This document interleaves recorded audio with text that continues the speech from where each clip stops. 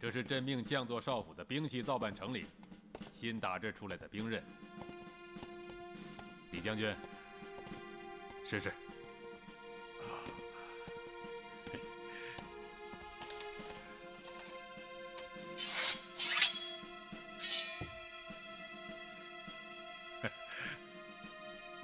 陛下，好剑，好剑呐！试试，试试，是。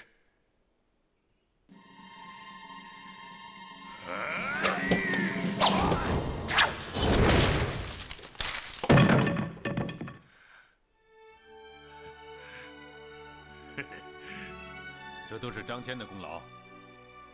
全军校尉以上每个武官，以后均配置此剑。啊，这把剑，臣将供奉在府中。陛下，这次出击，可千万别忘了我李广啊，让卑将也做一回前锋吧。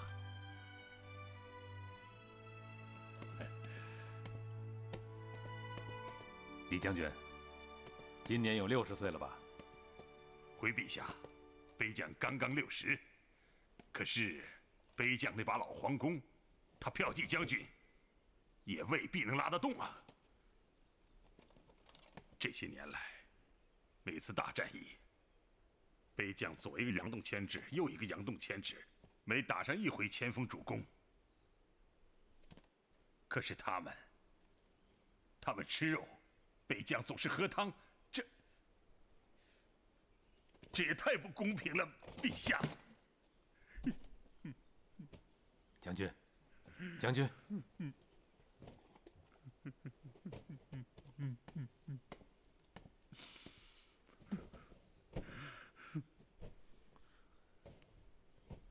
哎呀，要说不平啊，其实朕最不平。你说说，朕一辈子都在赏人，啊，有谁赏过朕？你说？你们叱咤风云，呼啸疆场，朕困守深宫等待消息，喜怒哀乐都要受前方的牵动。你李广在宫里头当了几年的卫尉就受不了了，可是朕要在这儿困守一辈子。陛下，臣可不是这个意思啊。好了好了，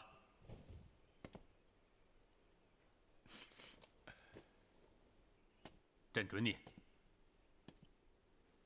到大将军那儿去，当个前锋将军。真的，陛下，谢陛下隆恩。来，臣必定效似疆场。我李广终于有肉吃了。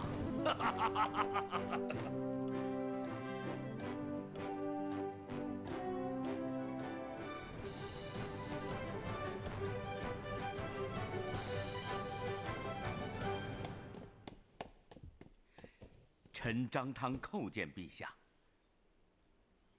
平身吧。谢陛下。陛下，刚才李将军为什么是如此高兴？朕是实在拉不下面子来。他年事已高，即将退役，就再给他一个立功封侯的机会吧。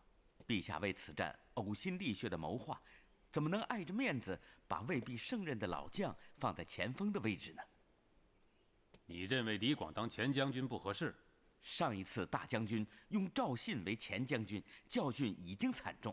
臣审理淮南王义案，这李广在涉嫌之中，万一赵信之祸，至今为朝廷之患，陛下不能不防啊。李广虽先父及朕数10年，多次赴汤蹈火，朕不相信李广不忠。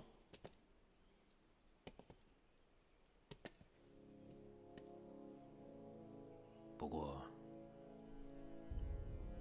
李广年纪确实大了，真看他步履蹒跚，有些迷糊。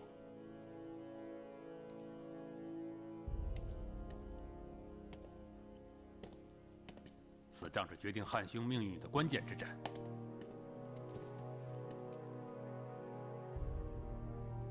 以李广为前将军，授以重任，确实有欠斟酌。这样吧，你写一道密旨，朕派人给大将军送去，让他用人的时候要心中有数。臣领旨。李广将军到，请他进来。大将军，诸位将军，自元光2年皇上发起马邑之战至今，我们与匈奴人已整整打了快20年。这些年来，我军先取河南朔方地，驱逐白马王，解除了匈奴人从河朔草原对我长安的严重威胁。我军又重创了左右贤王，逼降了浑邪王。我们已经斩断了大单于的左膀右臂，迫使大单于将王庭远迁漠北。而今，皇上令我与霍大将军兵分2路，各率精兵5万，远涉漠北，发动对大单于的决战。匈奴单于已经获悉我军远征的情报。漠北之战，是我汉军有史以来规模空前的决战。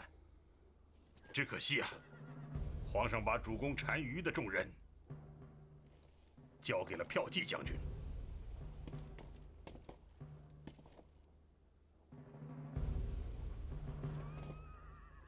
我军的任务是扫荡王庭，两方任务同等重大，因此我卫青这一方没有丝毫可以松懈堕怠的理由。我要提醒诸军，此战规模空前，是大会战。我军的任务是寻找匈奴主力，彻底扫平其王庭。大将军，这是皇上让我交给你的密诏。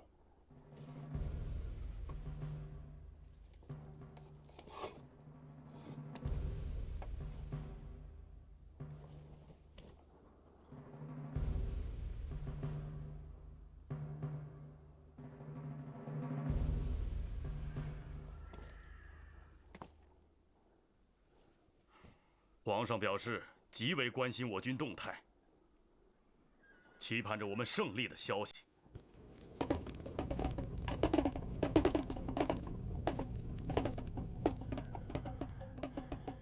钟和玉，怎么样？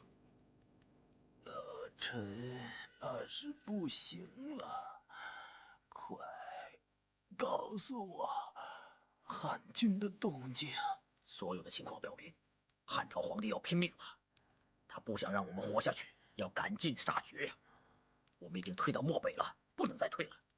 看来这场决战是避免不了的。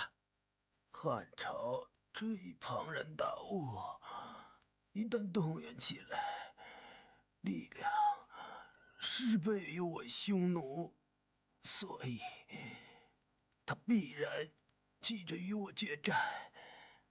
可是此战不是必战，浩瀚无际的沙漠足以耗尽汉军骑兵的能量，他们粮食不够，沙漠将造成汉军漫长的补给线，粮秣追送不上，我军要机动以逸待劳。我已经命令所有的作战部队，随我机动作战，将辎重、部落再向北方撤离。这个王庭就是主战场，我已让右谷黎王在西面佯动，我在此准备决战。我军可派小股骑兵深入沙漠，在所有的水源处命巫师施魔法，掩埋病死牛羊，以传播瘟疫和疾病。不行，这不是我们匈奴人的习惯。再说了，这汉朝的军马染上了瘟疫，我们匈奴的军马和羊群照样能染上。此战关系匈奴的存亡，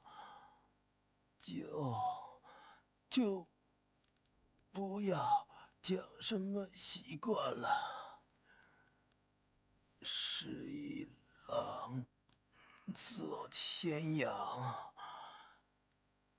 要不择手段，迟滞汉军的挺进，也要有自杀的勇气，让我匈奴每一片草地、山丘都变成汉军的坟墓。大单于让昆仑山决定命运。中行月，中行月。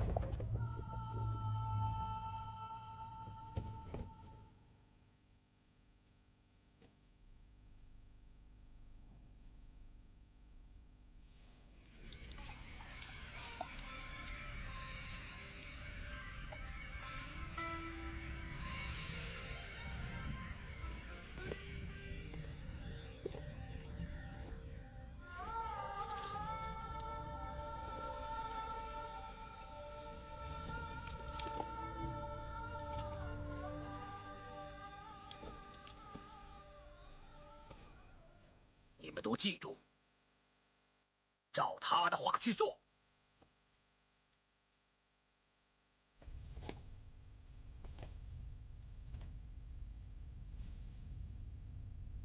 昆仑神，帮帮我们大匈奴吧！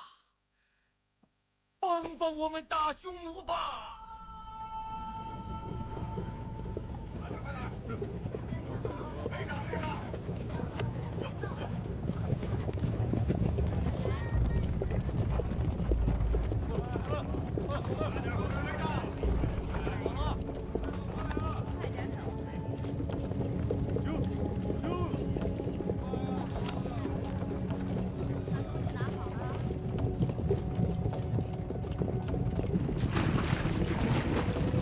把这兵出手扔到水里，这腐尸有毒，告诉咱们匈奴人，这水不能喝了啊！快走，快走，走！这。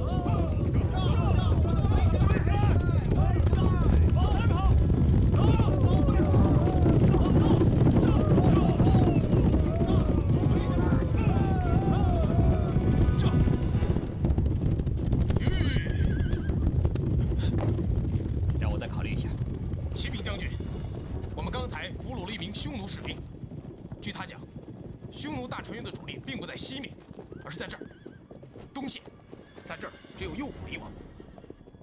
也就是说，匈奴大单于的主力目前仍然在大将军的方向。你看，我们要不要回师去和大将军会合？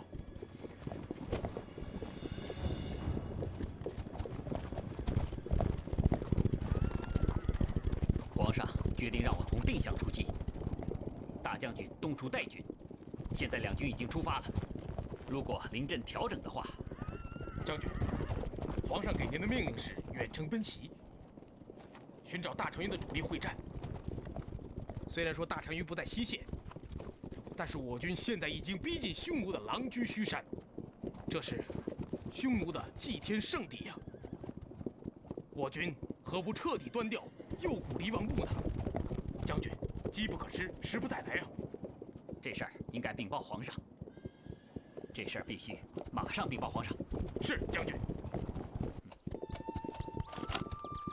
好漂亮的马，来，快给朕牵过来。哎，你起来，陛下要召见你。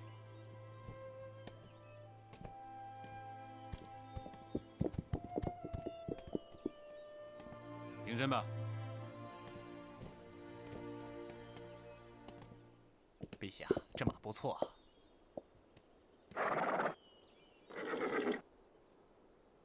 这马喂得不错，是你喂的？是，陛下。它叫什么名字？这是陛下赐名的飞燕绝尘。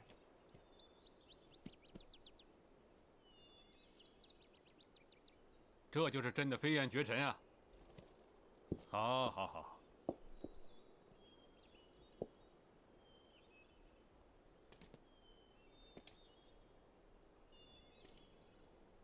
你是匈奴人吧？回陛下，奴才是匈奴人。你在匈奴做什么？回陛下，奴才的哥哥就是现今的匈奴大单于。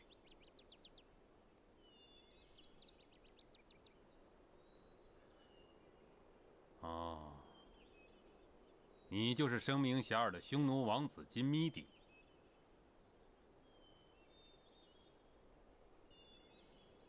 你的汉话说得不错。奴才的母亲是汉人，是河津的工人。他叫什么名字？花碧儿。花碧儿。哦，陛下，就是那个。这名字怎么听起来这么耳熟呢？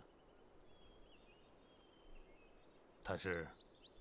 我的母亲原来在宫中，我的姥姥曾经侍奉王太后。哦，朕想起来了。你的姥姥曾是朕的奶妈。你的母亲，朕小的时候见过她。她还被带到宫里来，跟朕一起玩耍过。她还在吗？还在。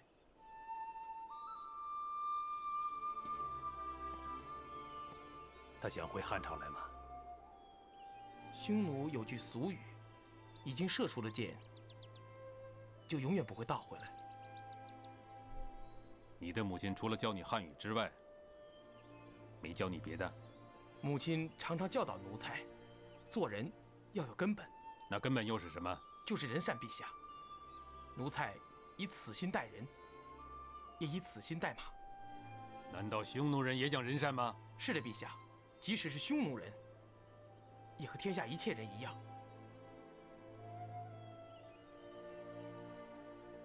来呀，奴才在。把这个人带下去，给他换身衣服。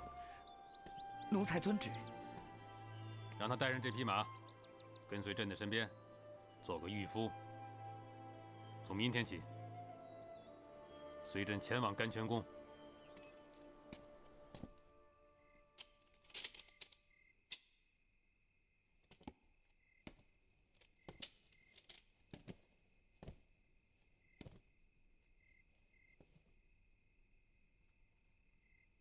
你只给卫青部、霍去病部。朕改令，霍去病部攻击匈奴的狼居胥山，让卫青由代郡转向定襄。陛下，两军调整作战目标，要不要向将军们解释一下？用不着，这不明摆着吗？朕这次要用2把尖刀，一起通缉匈奴的心窝。臣明白了。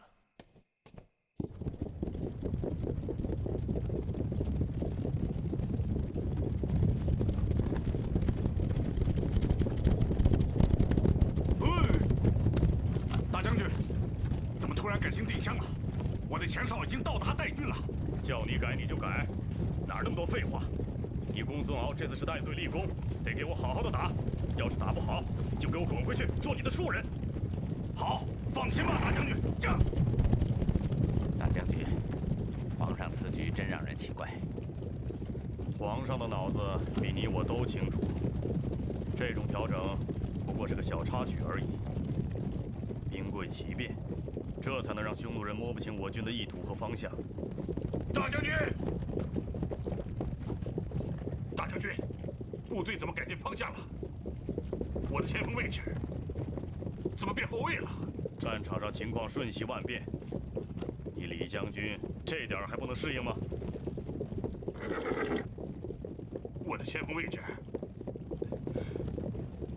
是皇上亲自定的，你要有所考虑吧。我部东出代郡，原先也是皇上钦定的，可现在的诏命是由定襄出击，难道你李将军就不考虑了？大将军现在又确定谁的部队做前锋了？这我还没有定。用兵如同治病，病有变，药方也得变。大战当前，全军上下都要严格执行军令。若有不遵从者，无论是谁，一概军法从事。这。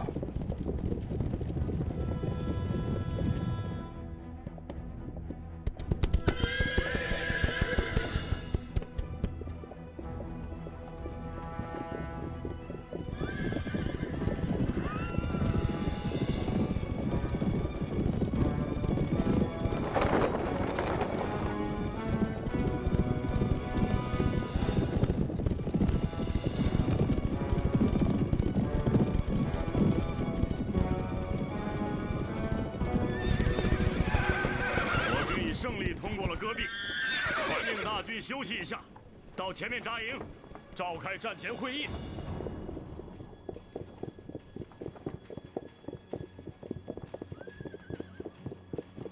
大将军，大将军，我们抓了一个俘虏，把人带过来。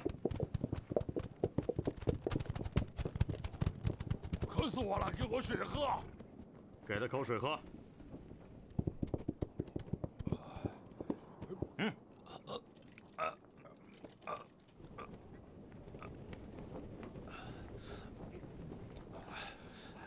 你就是卫青大将军，汉军的统帅。他说什么呢？他说他知道您是卫青大将军，汉军的统帅。放开我！放开我！你问问他，他是哪路人？你是哪路人？我是大单于的亲兵，王庭卫队的。他说他是大单于的亲兵，是王庭卫队的。什么？大单于的卫队？大单于在哪儿？问他。大单于在哪儿？说。你们这些坏蛋，放开我！让他回去告诉大单于，我卫青已经到。放开我！放开我！看来大单于就在附近。真是天助我也！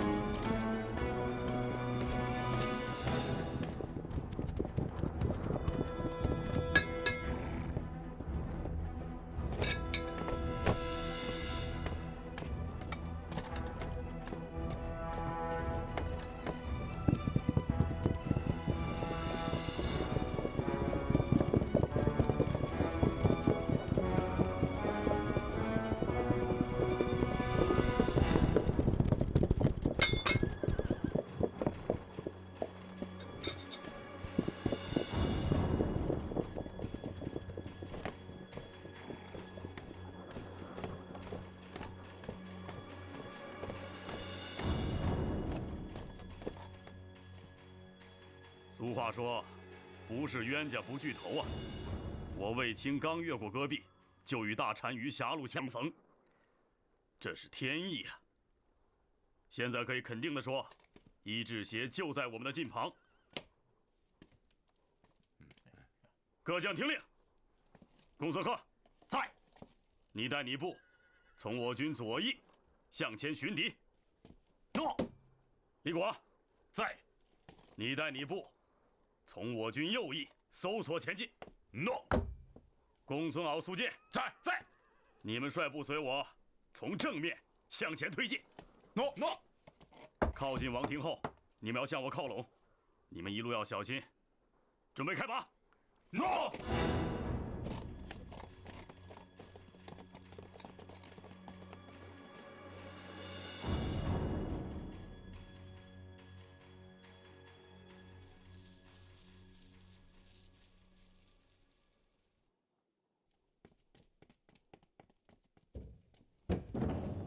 陛下，前方捷报。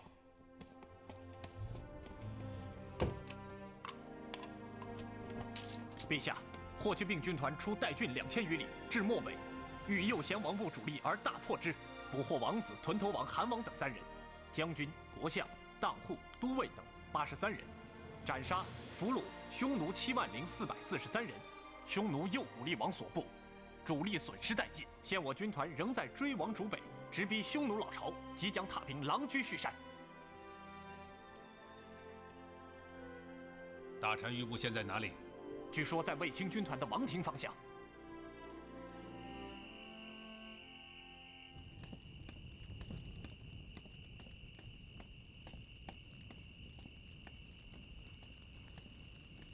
司马迁，朕让你来指点一下，这中宫在什么地方？啊，这一组小韶星的星宿就是。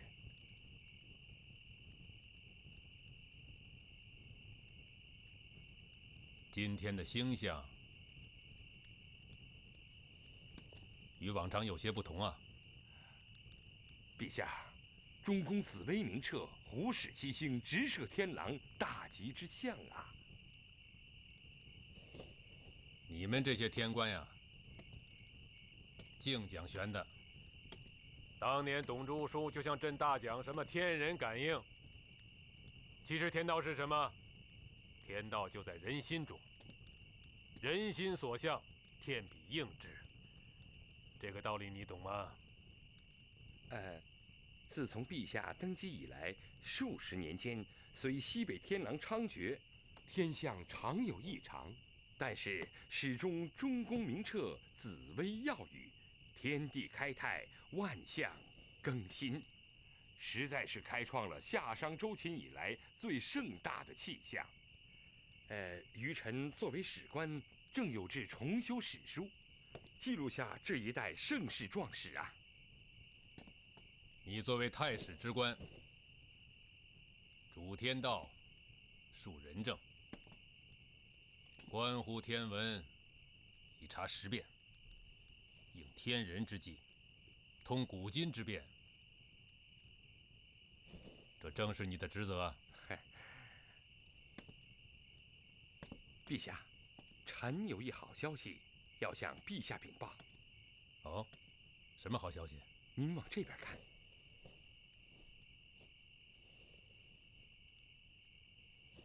哎，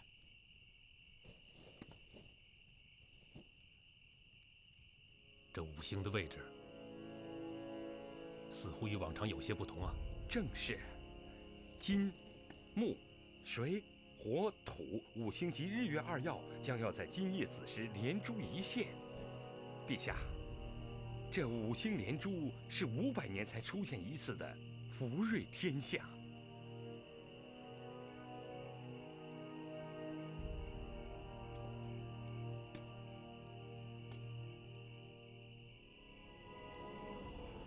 大战之前，五星连珠。愿天佑中华，天佑我中华！天象示瑞啊，陛下！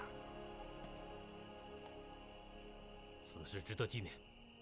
朕要命画工们在成明殿的大壁上祭祀福瑞，五星出东方，立中国。在执勤段万批，朕要用此奖赏远征归来立大功的英雄们。2000年后，公元1995年，于新疆民丰县米雅遗址出土一件武士织锦货币，上面织绣着“五星出东方，立中国”8个大字，记录了这一段光辉史事。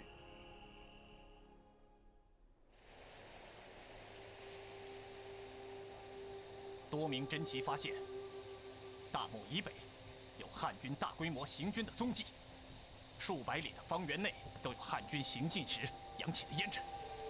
看来汉军这次的确来者不善呢。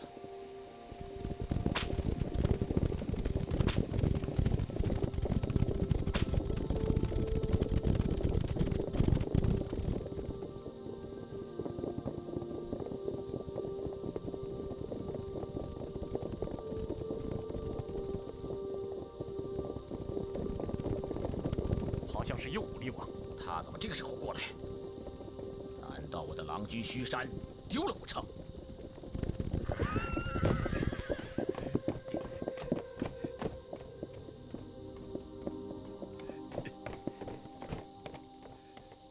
叩见大单于。右古烈王，你怎么搞成这个样子啊？这汉军的主力不都压在我这边吗？大单于，我们上当了。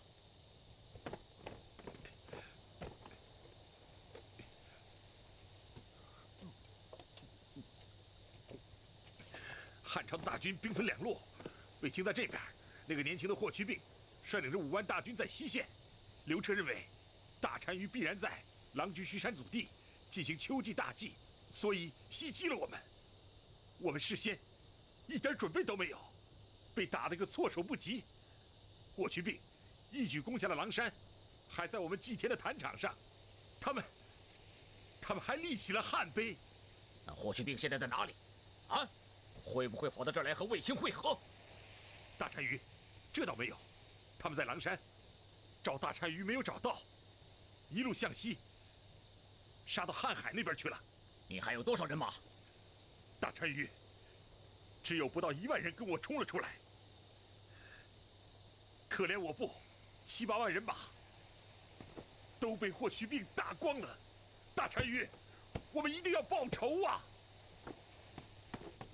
既然骠骑部队都在霍去病的手中，那我们正面的卫青军团就不会太强。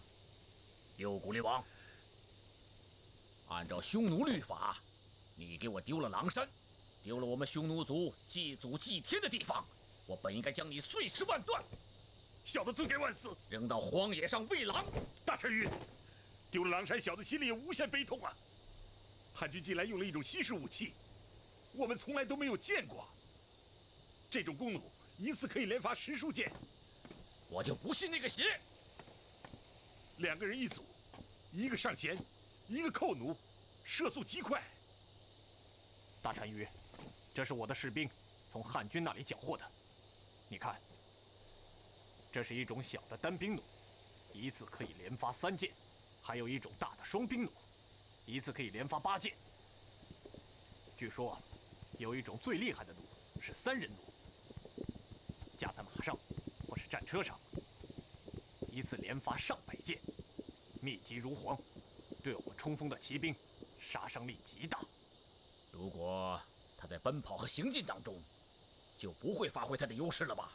对。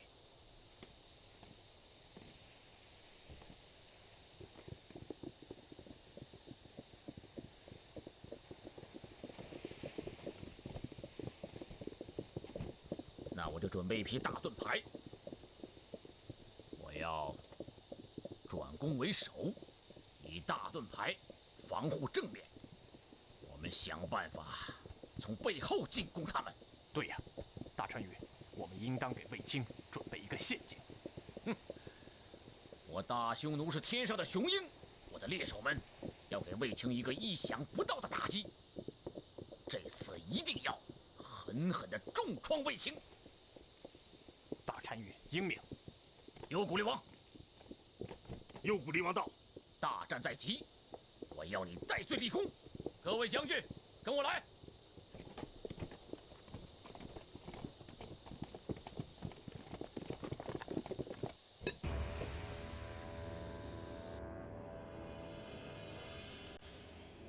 诸位将军，汉朝派出了10几万大军，要与我大匈奴决一死战。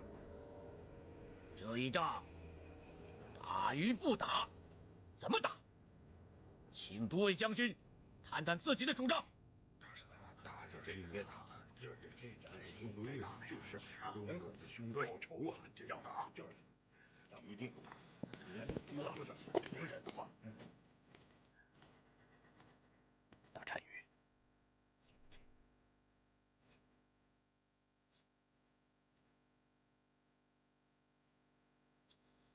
那卫青也是一只狡猾的青狼，他会进我们的头吗？卫青手中兵虽多，长途跋涉之后一定十分疲惫，他也一定会求战心切。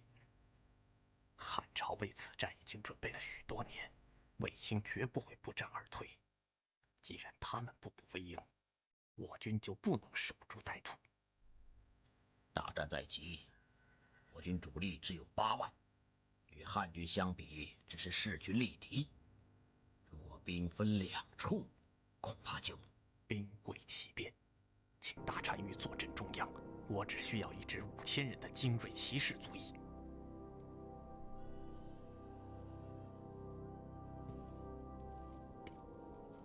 勇士们，自四王说得好，兵贵奇变。本单于打汉军，就要打一个出其不意。但是，这个埋伏不是你自四王，而是本单于亲自出马。诸军听令，左贤王、右贤王、左古力王、右古力王，各部都尉、各位将军，你们率2万人布阵正前方。自四王听令。额虎儿在。你与本汗率领3万精骑，设伏红树林。我匈奴健儿，漠北一战，全靠你们了。军报，驾！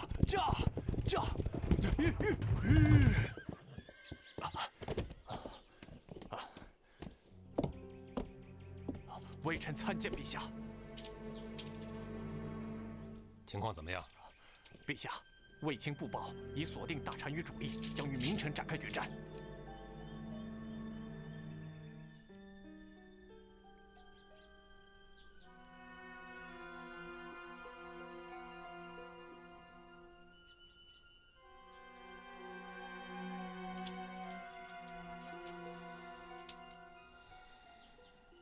好吧，这回让一切见个分晓吧。陛下，还有什么？陛下，李夫人快不行了，她想求见陛下最后一面。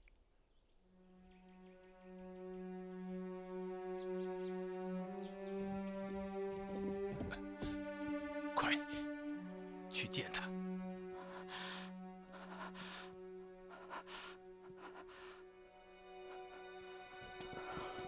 李夫人，皇上来了。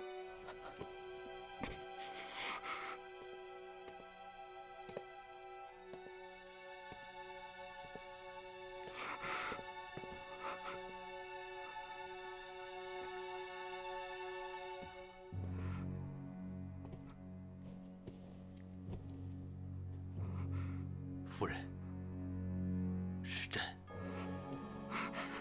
陛下，妾憔悴已极，无颜与陛下相见。不见你还存个昔日美丽的念想，见了只怕令您嫌弃。臣妾身后留下一个皇子刘伯，还有哥哥李广利，要拜托陛下照顾。朕只想再看看你。拜托了，陛下。可是，朕每次来，你都是蒙着头。